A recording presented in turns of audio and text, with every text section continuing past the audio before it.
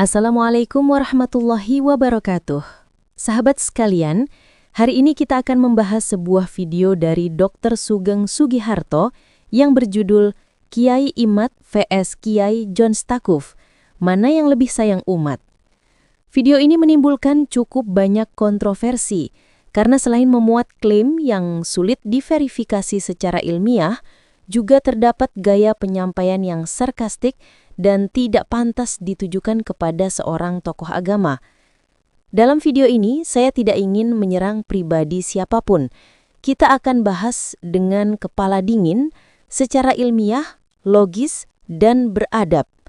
Secara garis besar, ada 3 hal yang disampaikan oleh Dr. Sugeng.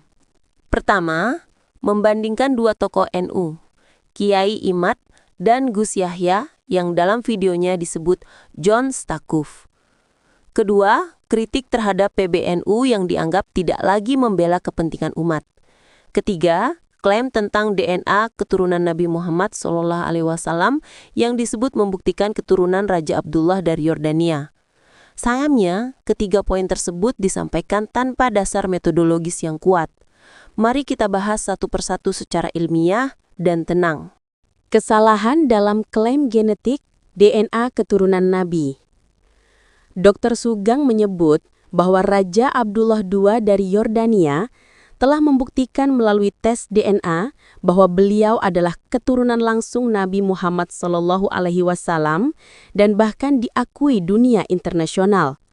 Faktanya, hingga hari ini, tidak ada publikasi ilmiah atau laporan resmi internasional yang menyatakan bahwa DNA keturunan Nabi Muhammad SAW telah diverifikasi. Alasan ilmiahnya sederhana. DNA Nabi Muhammad SAW tidak pernah diambil atau disimpan. Tidak ada sampel pembanding yang sah secara historis maupun laboratorium.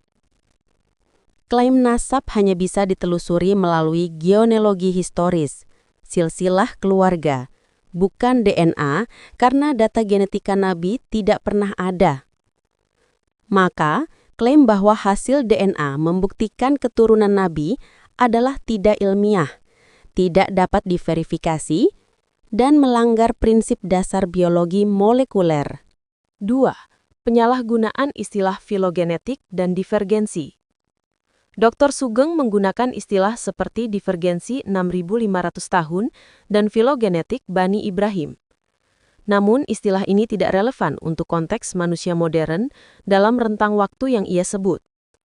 Dalam ilmu biologi, divergensi genetik antara 2 garis keturunan manusia terjadi dalam skala puluhan hingga ratusan ribu tahun, bukan ribuan. Jadi, ketika seseorang menyebut garis keturunan Nabi Ibrahim mengalami divergensi 6.500 tahun lalu, itu bukan argumen ilmiah, tetapi campuran antara istilah sains dan tafsir bebas yang tidak valid. 3. Logika yang tidak konsisten. Dr. Sugeng mengatakan bahwa kalau sudah Bani Hashim Yordania mempublikasikan hasil DNA-nya, ya sudah, tidak perlu mubahalah. Ini keliru dari 2 sisi. Secara teologis, kebenaran nasab tidak bisa ditentukan lewat sains semata, apalagi dalam konteks spiritual seperti mubahalah. Secara logis, ia menolak cara religius, mubahalah, tapi justru menerima klaim sains yang tidak terverifikasi. Artinya, standar kebenarannya tidak konsisten, mengabaikan metode keagamaan, tapi tidak mengikuti metode ilmiah dengan benar. 3. Masalah etika dan adab. 730-930. Selain masalah ilmiah, video Dr. Sugeng juga bermasalah dari sisi etika akademik dan adab keislaman. 1.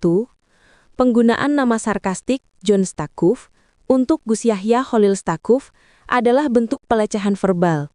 Dalam budaya ilmiah maupun Islam, nama seseorang harus disebut dengan hormat, apalagi jika ia seorang ulama.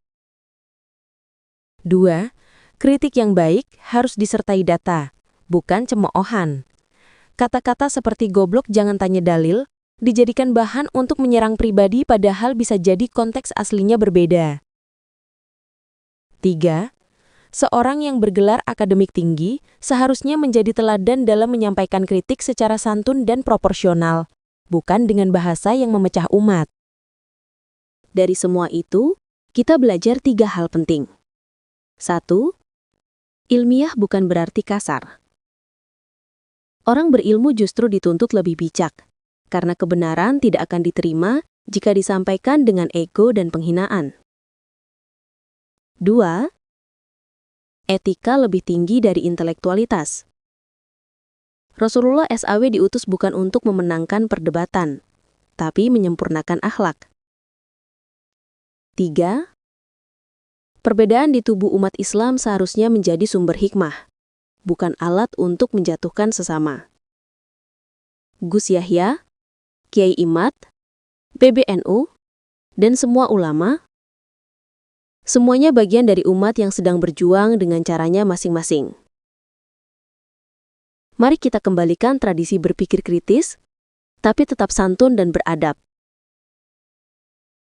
Karena ilmu tanpa adab hanya akan melahirkan kebencian, bukan kebenaran. Wassalamualaikum warahmatullahi wabarakatuh. Semoga video ini bisa jadi pengingat bahwa berilmu itu tidak hanya tentang data dan teori, tapi juga tentang hati dan cara menghargai sesama.